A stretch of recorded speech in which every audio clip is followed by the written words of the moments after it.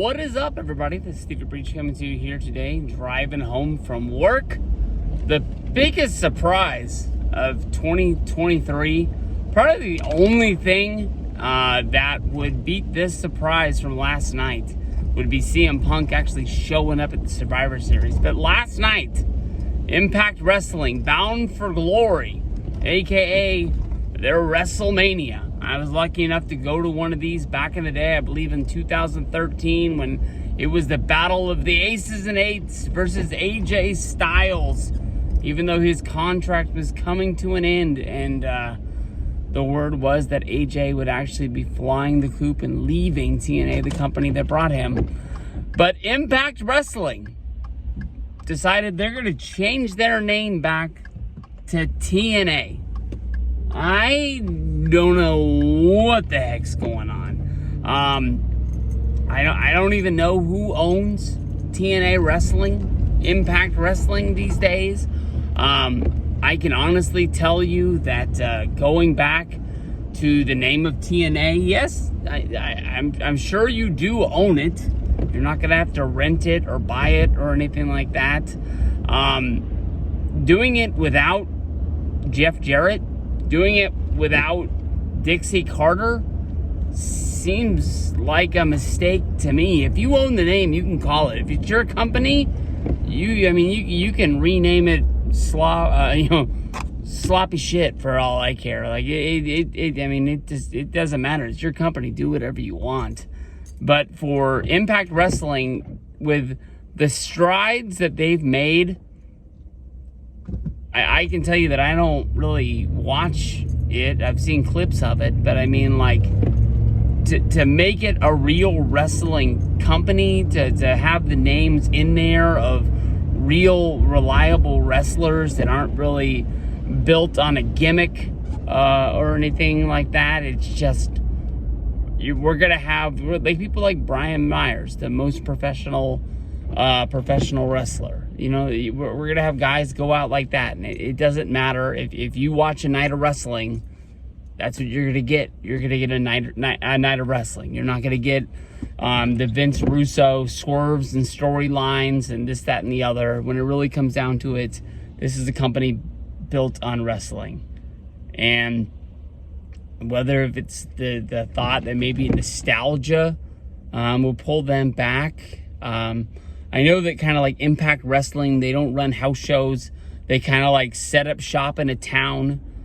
They have a night of wrestling and they'll film their month's worth of TV, all in a matter of 2 or 3 days. They'll go to a town, they'll run a pay-per-view. It's not really a whole bunch of dates. It's just really kind of like a week. And then you can go off and do your own thing, whether that's independence or any other interests that you have. I don't know. I can honestly tell you that I don't get it. I think most people, when you close your eyes and you think of TNA, you're going to think of, probably more than likely, you're going to think of Jeff Jarrett first. You'll probably think of Dixie Carter second. And then Vince Russo, which is not good when it comes to the world of professional wrestling. He had his time. He had his heyday.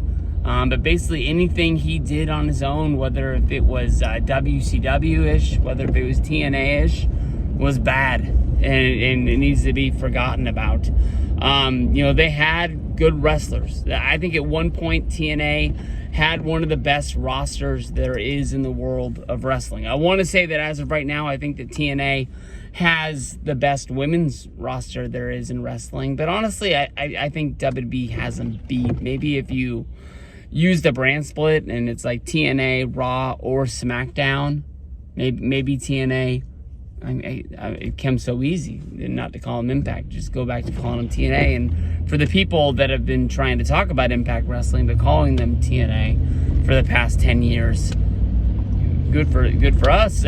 I mean, we don't look like idiots making mistakes anymore. Like when you're getting used to watching a wrestler, like how many people are still calling Bryan Danielson Daniel Bryan, or John Moxley calling him Dean and Ambrose, just because that's how we got used to seeing them for years, that it's hard to like break that habit, kind of like when WWF became WWE. I was one of those people that was like, hey, you can do whatever you want to, but for the rest of my life, I will always call it WWF. I will never call it anything else. And maybe it took a couple of years, but I was able to break that habit, and WWE comes to my head first over all of those years of my childhood of WWF. It's fun, you know, now with the network, they don't have to blur that shit out like they had to with DVDs forever, with the World Wildlife Foundation. But it is what it is. Let me tell you this. Here's the grand scheme of it all. Impact Wrestling, TNA Wrestling is not changing what they're doing. Whoever owns it is going to keep paying the wrestlers, going to keep paying the bills. It's still going to be, you know, somewhere that you have to look for it to find it on TV. Their pay-per-views are still going to be on, I believe, Fight TV. The product's not going to change. They're not going to a six-sided ring. They're probably not bringing back the 6 sides of steel. They're probably not bringing back the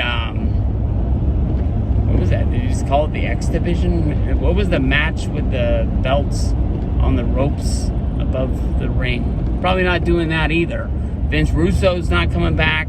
Probably Jeff Jarrett's not coming back.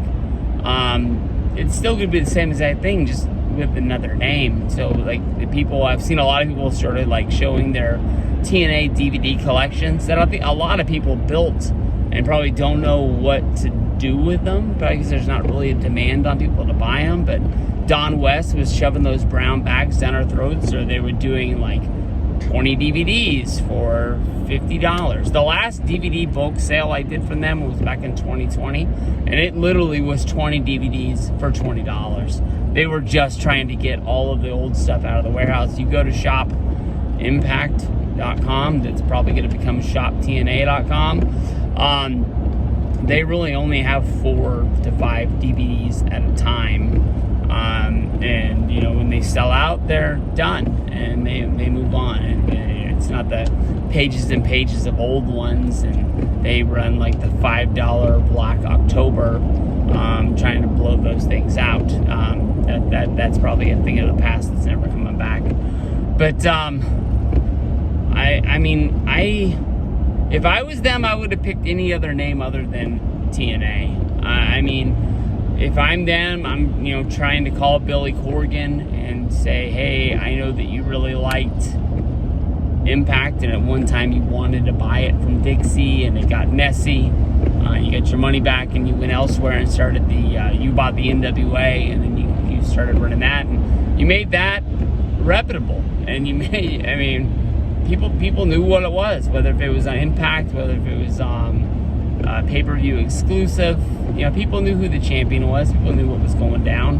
And I would say maybe they can come up with a merger to come together, and then you could become the NWA. I'm saying this like it was a great thought, and then I just realized that when TNA started, it was NWA TNA. Before they broke from the TNA, I think that was around the time Kurt Angle came in with all of the titles, because they actually had the NWA title as their main title for a long time. And then they came out with that kind of weird, I always thought it looked like a bush, but I think it was some sort of a bird. It definitely was feathers on the title when it came out. But I don't know. I think that would be a good idea. Just basically, you want to steal from Tony. You can call it like the Destination America Wrestling Federation. I don't think they're actually on that. That was a bad joke, but it is what it is. I just don't think that it's a great idea. I don't think that, honestly, when it comes down to it, it's going to make a sense. But I do think that a lot of people that aren't watching the product, who haven't given it a chance since they've really changed what they've been doing, at least the last 5 years, I don't think they're ever going to give it the shot. So I think you're actually hurting your company more than anything else. But hey, who am I? We'll have to see what goes down. Peace out, guys.